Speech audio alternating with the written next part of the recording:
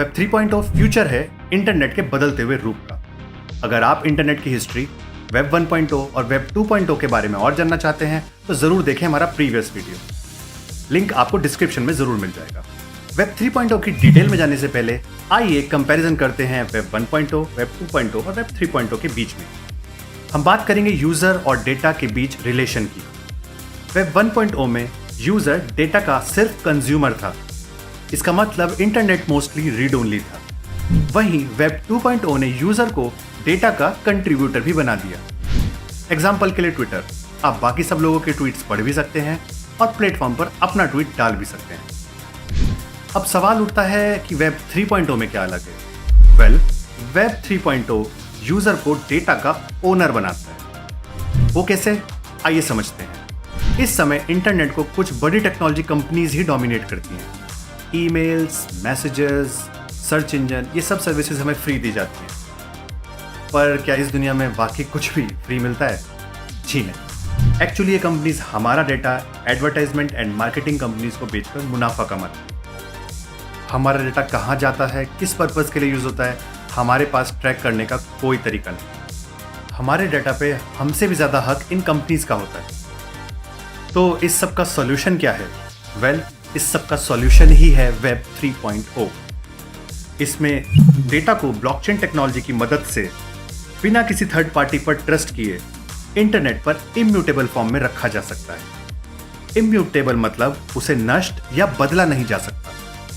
Data को create और access करने का पूरा कंट्रोल यूजर के पास होता है। एआई और नेचुरल लैंग्वेज प्रोसेसिंग की मदद से इंग्लिश, हिंदी जैसी ह्यूमन लैंग्वेजेस को मशीन्स बेटर समझ पाती है। इसको हम बोलते हैं सेमांटिक एनालिसिस। इसकी मदद से यूजर को बेटर सर्विसेज दी जा सकती है। हम सभी ने अपनी लाइफ में गूगल सर्च का तो यूज किया ही होगा। आइए इसी से वेब 2.0 और वेब 3.0 के बीच का डिफरेंस समझते हैं। क्या आपने कभी ऐसा महसूस किया है कि आपने वेब ब्राउजर पर कुछ आज सर्च किया और कल से उसके एडवर्टीजमेंट्स आपको अपनी फेवरेट वेबसाइट्स पर दिखने लगे? अधिकतर वेब ब्राउजर्स हमारे सर्च क्वेरी को अपने सर्वर्स पर सेव करते हैं। इसके बदले में जो हमें एडवर्टीजमेंट दिखाए जाते हैं वो ना सिर्फ हमें इरिटेट करते हैं बल्कि हमारा इंटरनेट का डेटा भी खाते हैं। लेकिन वेब 3.0 की बेस पर बना एक वेब ब्राउजर ब्रेव एडवर्टीजमेंट्स को ब्लॉक करता है। यूजर और उसका सर्च डेटा यूजर की मशीन से बाहर नहीं जाता। अब सवाल ये उठता है कि इससे यूजर का डेटा तो सेफ है, लेकिन ब्रेव वेब ब्राउजर को बनाने वाली कंपनी मुनाफा कैसे कमाती है? याद है ना, दुनिया में फ्री कुछ नहीं होता। इसके लिए ब्रेव ब्राउजर एक क्रिप्टो करेंसी का यूज करता है जिसका नाम है बेसिक अटेंशन टोकन। शॉर्ट में इसको बोलते हैं बैट। अगर किसी एडवर्टाइजर को ब्राउजर पर एडवर्टीजमेंट्स दिखाने हैं तो उससे कुछ बैट खर्च करने पड़ेंगे। उसका 70% पोर्शन कंटेंट क्रिएटर को जाता है और 15% पोर्शन ब्रेव ब्राउजर कंपनी को जाता है और बाकी बचा 15% ब्रेव ब्राउजर की सबसे इंपॉर्टेंट चीज यही है।